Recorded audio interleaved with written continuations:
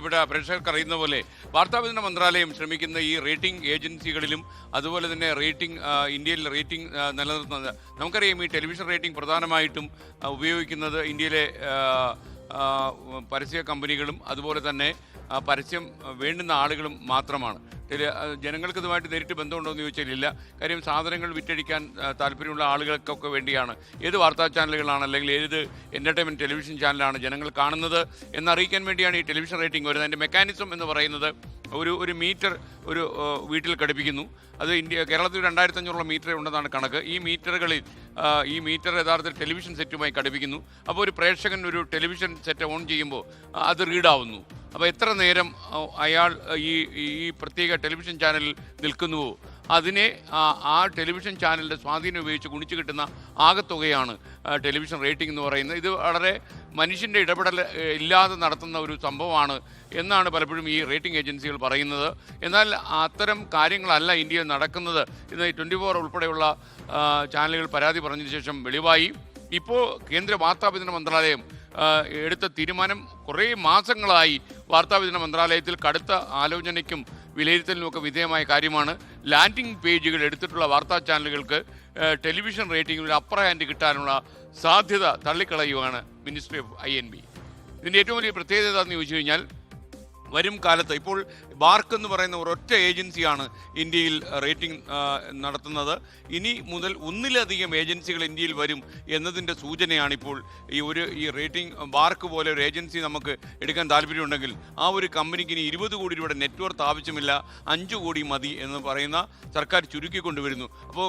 അപ്പോൾ കൂടുതൽ റേറ്റിംഗ് ഏജൻസികൾ ഇന്ത്യയിൽ വരും. അതിൻ്റെ പരിണതഫലം എന്താണെന്ന് അറിയില്ല. എന്തായാലും ലാൻഡിംഗ് പേജ് വഴി റേറ്റിംഗ് ഉണ്ടാക്കുന്നു എന്ന് പറയുന്ന സ്ഥിതിവിശേഷത്തിന് അന്ത്യം കൽപ്പിക്കുവാൻ വാർത്താവിതരണ വകുപ്പ് തീരുമാനിച്ചിരിക്കുന്നു. ആഷ്മി, ഞാൻ സംശയം ചോദിച്ചോട്ടെ. അല്ലെങ്കിൽ തന്നെ ഈ റേറ്റിംഗ് എന്ന് പറയുന്നത് കഴിഞ്ഞ കുറച്ചാണ് വേറെ രീതിയിൽ വ്യാഖ്യാനിക്കപ്പെടുന്നത്. റേറ്റിംഗ് എന്ന് പറഞ്ഞാൽ അത് മാർക്കറ്റിംഗ് ടൂൾ മാത്രമാണ്. ലാൻഡിംഗ് പേജ് മാർക്കറ്റിംഗ് ടൂൾ മാത്രമാണ് എന്നെടുത്ത് പറയുന്നതുകൊണ്ട് അർത്ഥമാക്കുന്നത് എന്താണ്? അല്ല, അതെന്ന് പറഞ്ഞു കഴിഞ്ഞാൽ അതായത് നിങ്ങൾക്ക് നിങ്ങളുടെ ചാനലിന്റെ റീച്ച് കൂട്ടാൻ ഈ ലാൻഡിംഗ് പേജ് ഉപയോഗിക്കാം. അത് തീർച്ചയായിട്ടും. കാരണം നമ്മളൊരു ചാനൽ ഒരു ടെലിവിഷൻ സെറ്റ് ഓൺ ചെയ്യുമ്പോൾ ആദ്യം ചെന്ന് വീഴുന്ന ചാനൽ കുറച്ചു നേരം നമ്മൾ നിൽക്കുമല്ലോ. അത് നിങ്ങൾക്ക് വേണമെങ്കിൽ അത് നിങ്ങളുടെ പരസ്യത്തിനും നിങ്ങളുടെ ഒരു സ്വാധീനത്തിനും ഉപയോഗിക്കാം. പക്ഷേ അത് നിങ്ങൾ ഒരു റേറ്റിംഗ് കണക്കാക്കുന്ന സമയത്ത് ആദ്യം പോയി ചാനൽ എത്ര സെക്കൻഡ് ഇയാൾ കണ്ടു അത് എടുക്കാൻ പാടില്ല. അപ്പോൾ അവർ ചിലപ്പോൾ ഒരു സെക്കൻഡ് ഫിക്സ് ചെയ്യും. അതിന് എങ്ങനെയായിരിക്കും? അത് വളരെ സങ്കീർണമായ ഒരു പ്രക്രിയയാണ്. കാരണം ഈ ലാൻഡിംഗ് പേജ് വഴി ഇപ്പോൾ ആഷ്മി ഒരു ചാനൽ കാണുമ്പോൾ അതിൽ നിന്ന് ആഷ്മി ആദ്യത്തെ 10 സെക്കൻഡ് എടുക്കുന്നില്ല എന്നൊക്കെ പറയുന്നത് എങ്ങനെയാണിത്? ഇപ്പോൾ നേരത്തെ നാപ്റ്റോൾ എന്ന് പറയുന്ന ഒരു സംഭവം ഉണ്ടായിരുന്നല്ലോ, അതായിരുന്നു സ്ഥിരമായി ലാൻഡിംഗ് പേജ്. അത് കണ്ടേ പറ്റൂ നമ്മൾ. കാരണം ഈ കസ്റ്റമറിന്റെ സ്വാതന്ത്ര്യത്തെയാണല്ലോ ഇത് ഒരു രീതിയിൽ വെല്ലുവിളിക്കുന്നത്. അയാൾക്ക് ഇഷ്ടമുള്ള ചാനൽ കാണാൻ അയാൾക്ക് അനുവദിക്കണം എന്നുള്ളതാണ്. ഇതാണ് വാർത്താവിതരണ മന്ത്രാലയത്തിന്റെ നിലപാട്. കസ്റ്റമറിന്റെ മുന്നിൽ നമ്മൾ തടഞ്ഞു നിൽക്കാൻ പാടില്ല. എന്തായാലും വളരെ പ്രധാനപ്പെട്ട ഒരു തീരുമാനമാണ് എടുത്തിരിക്കുന്നത്. ഒരുപക്ഷെ ഇത് എന്തായിരിക്കും ഇത് ഇന്ത്യയിൽ ഉണ്ടാക്കുന്ന സ്വാധീനം എന്നറിയില്ല.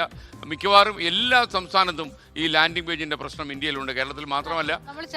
നോർമലി ഈ ലാൻഡിംഗ് പേജ് വരുന്ന ചാനൽ ഉണ്ടല്ലോ, അത് കാണാനാണ് അപ്പോൾ നമ്മുടെ താല്പര്യം. അങ്ങനെയാണെങ്കിലോ നമുക്കത് കാണാം. അല്ല, അവരൊരു സെക്കൻഡ്സ് വയ്ക്കുന്നത്. ആദ്യത്തെ 15 സെക്കൻഡ് ഇതിന്റെ വാല്യൂ എടുക്കില്ല ഈ ലാൻഡിംഗ് പേജ് വഴി. അങ്ങനെ എന്തോ ഒരു സംഭവമാണ് അവർ ആലോചിക്കുന്നത്. പക്ഷെ അതൊക്കെ എത്രമാത്രം സങ്കീർണമായിരിക്കും നമുക്കറിയില്ല. ബാർക്ക് പോലെ കുറേയധികം ഏജൻസികൾ വരുന്നു എന്ന് പറയുന്നത് ഒരു വലിയ വിപ്ലവമായിരിക്കും. അല്ല, എന്ന് മാത്രമല്ല ഇപ്പൊ 24 വിചാരിച്ചാലും ഒരു ഏജൻസി തുടങ്ങാം. അങ്ങനെ ഒരു അവസ്ഥയിലേക്ക് മാറും. കാരണം പക്ഷേ പ്രധാനമായിട്ടും ഒന്നിലധികം ഏജൻസികൾ അനുവദിക്കണം എന്നുള്ള നിലപാടിലാണ് ഇപ്പൊ വാർത്താവിതരണ മന്ത്രാലയം നിൽക്കുന്നത്. അതെ. ഒരു ഇന്ത്യൻ പ്രക്ഷേപണ രംഗത്തേക്ക് കുത്തകൾ വരുന്നതിന്റെ ദുസ്വാധീനം എന്താണ് എന്ന് വാർത്താവിതരണ വകുപ്പ് മന്ത്രിക്ക് നന്നായിട്ട് അറിയാം.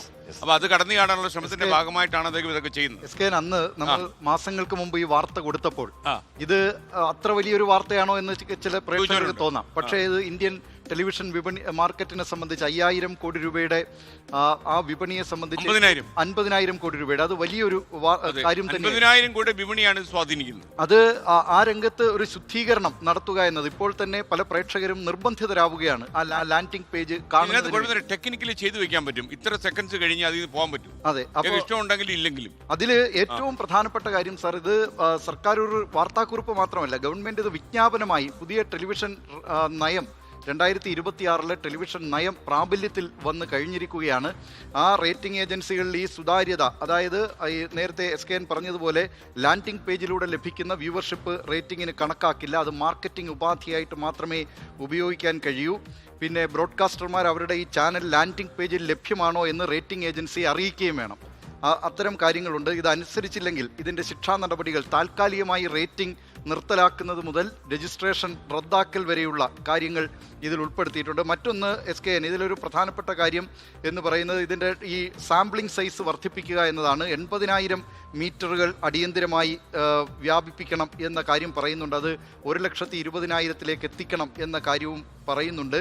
ഇതിൻ്റെ ഡയറക്ടർ ബോർഡിൽ കുറഞ്ഞത് 50% സ്വതന്ത്ര ഡയറക്ടർമാരായിരിക്കണം. അതായത് ബ്രോഡ്കാസ്റ്റർമാർ, പരസ്യദാതാക്കൾ, പരസ്യ ഏജൻസികൾ എന്നിവരുമായി ബന്ധമില്ലാത്തവരായിരിക്കണം എന്ന കാര്യവും ഈ വിജ്ഞാപനത്തിൽ പുതിയ TV റേറ്റിംഗ് നയത്തിൽ പറയുന്നുണ്ട്. അങ്ങനെ നമ്മൾ നേരത്തെ സംപ്രേഷണം ചെയ്തിരുന്ന ആ വാർത്ത, ഈ ടെലിവിഷൻ റേറ്റിംഗ് തട്ടിപ്പുമായി ബന്ധപ്പെട്ട ഓപ്പറേഷൻ സത്യയിൽ നമ്മൾ പുറത്തു കൊണ്ടുവന്ന വാർത്ത, അതിനിപ്പോൾ കേന്ദ്ര വാർത്താ വിതരണ പ്രക്ഷേപണ മന്ത്രാലയത്തിൻ്റെ ഒരു സാധൂകരണം കൂടി വരികയാണ്. SKN